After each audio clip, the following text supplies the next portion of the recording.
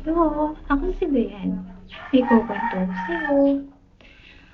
Alam mo yung feeling na nawala yung USB mo at cellphone mo. Pero nakita mo naman siya. Tapos, yung USB ko, kailangan na. Saka pa nawala.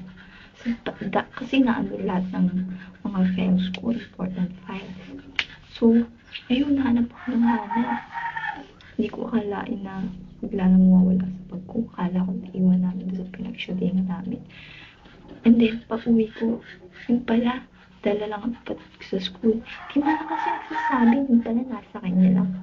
At some point, yung cellphone ko naman, hindi ko alam kung saan ko naiwan. Kasi, makakalimutin na talaga ako. Tapos, ayun, pala, nakita ko lang sa classmate ko. Tinago niya, kasi pinatong ko daw sa table. Ay, thanks God. Pa rin ni God.